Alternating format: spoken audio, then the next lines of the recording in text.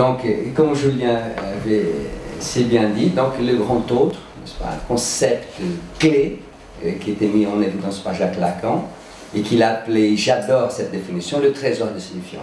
C'est-à-dire où on va chercher des mots pour dire. Hein, les mots ne sont pas à nous, mais il faut s'instruire. Par exemple, qu'est-ce que c'est être français aujourd'hui, hein, indépendamment de la couleur de ta peau, l'origine de tes parents, qu'est-ce que c'est être français, n'est-ce pas? C'est manger la langue française, n'est-ce pas? Et déguster du Molière, par exemple, n'est-ce pas? Et lire cette langue, lire les journaux, on va s'instruire, aller à l'école. On va à l'école pour quelle raison? Ce n'est pas une punition d'aller à l'école. Hein?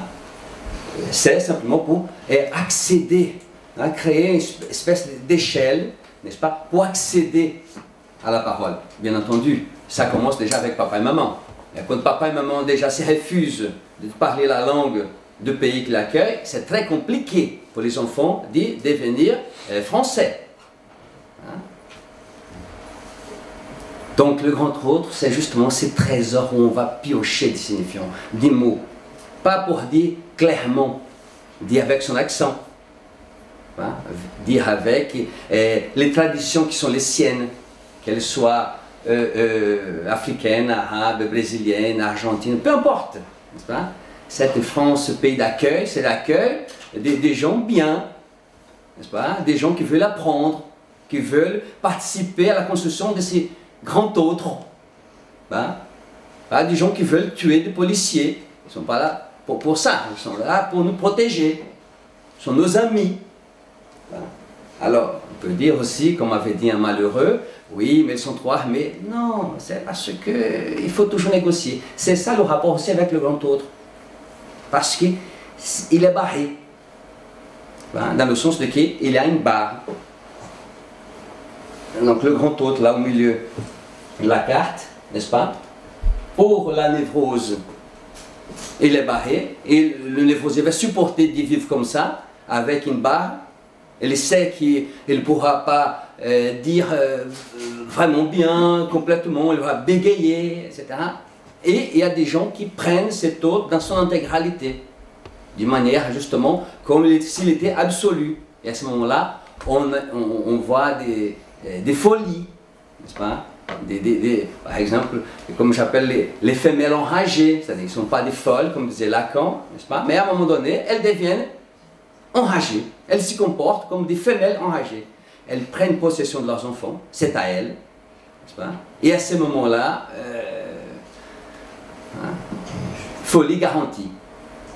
Et l'objet, petit a, c'est aussi une construction lacanienne. Vous savez, Lacan nous a sorti l'embarras. Si ce n'était pas Jacques Lacan, la psychanalyse aujourd'hui serait une vulgaire psychologie enseignée dans une faculté cognitiviste. Hein? Et Lacan a redonné l'oxygène à tout ça.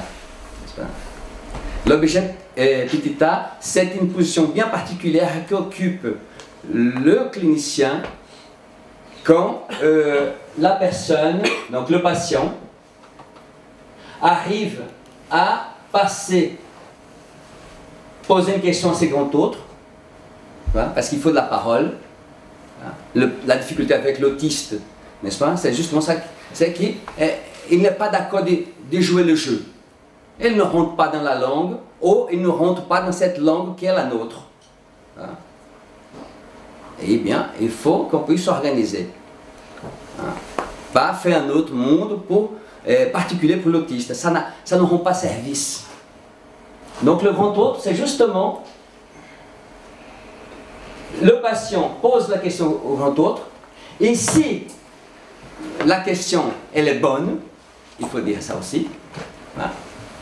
Parce que vous répondez à une question à l'école qui la prof va dire oui, c'est une bonne réponse. Ça mène en erreur l'enfant. Il faut qu'elle puisse apprendre à écouter. Il y a des choses qui te disent correctement et des choses qu'il faut apprendre. Un peu d'effort, un peu... Voilà. Comment on va faire ça? C'est de l'ordre de la pédagogie, ce n'est pas mon domaine.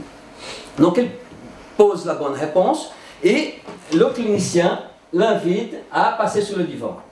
Et à ce moment-là, le clinicien qui occupait la position de psychothérapeute, ici, il va occuper ici la position de supposé psychanalyste. J'ai inventé cette histoire de supposé psychanalyste, n'est-ce pas? C'est des mots crus, si je peux me permettre. Pour quelle raison j'ai proposé supposé psychanalyste? Parce que il y a des coquins et des coquines qui veulent tellement être psychanalystes qu'ils disent aux gens qui viennent leur rendre visite, écoutez, je suis psychiatre psychanalyste, je suis psychologue psychanalyste, donc si vous voulez venir me voir, allez sur le divan. Le problème, c'est que le divan, ce n'est pas pour tout le monde.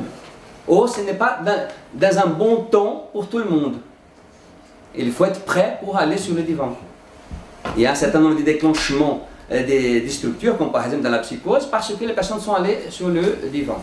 Donc Mathieu Julien a très bien répondu, n'est-ce pas, qu'il faut d'abord que le psychanalysant puisse devenir sujet, c'est-à-dire il sort par un processus que Lacan avait appelé la traversée de fantasmes, qu'on trouve déjà chez Freud. Il y a beaucoup de fantasmes dans une cure, mais il y a des fantasmes très particuliers. Et ce sont ces fantasmes-là qu'on va repérer, parce que c'est notre fonction. Nous sommes entraînés pour ça, nous sommes formés pour ça. D'ailleurs, nous sommes aussi payés pour ça, pour faire un travail d'excellence. Ce n'est pas comme la salle Vinci qui on loue un truc et on ne donne pas le truc et après on va nous proposer une ristourne. Je ne veux pas de ristourne, moi, je veux un travail de qualité. Voilà. Bon, donc nous sommes payés pour faire un travail de qualité. Et donc nous allons repérer le moment où des fantasmes bien précis, serrants, vont sortir de la bouche du psychanalysant. Et à ce moment-là, il sort de la psychanalyse, il devient sujet. Et à ce moment-là, celui qui occupe la position de supposé psychanalyste, parce qu'on n'a pas de garantie en psychanalyse, on ne donne pas de facture en psychanalyse, n'est-ce pas?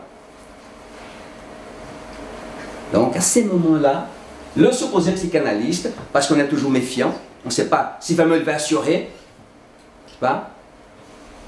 Donc s'il arrive à faire en sorte que le psychanalysant puisse devenir sujet, il est récompensé d'occuper la position de psychanalyste. Et cette position de psychanalyste, c'est uniquement pour cette cure-là. J'étais très très malin de ne pas non plus le consacrer, voilà. C'est pas comme être médecin. Tu as ton diplôme, tu es médecin pour le reste de ton existence. Tu as le diplôme de psychologue, tu es psychologue pour le reste, tu as un diplôme. Eh bien, chez nous, ce n'est pas la place qui compte, c'est la position subjective.